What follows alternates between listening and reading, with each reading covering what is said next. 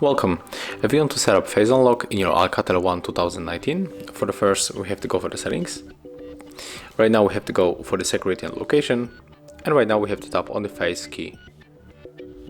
And we have to click on the continue. Read the description and click agree. Input our currently logged method. We have to read the description, and I'm going to take off my glasses. Click start, and we have to keep our face in this round circle, and the scan is complete, so we can click continue, click turn on, click home button, and right now we can try to unlock device with our face. So as you can see, it's working. Thank you guys for watching. Leave thumbs ups, comments, and subscribe to our channel.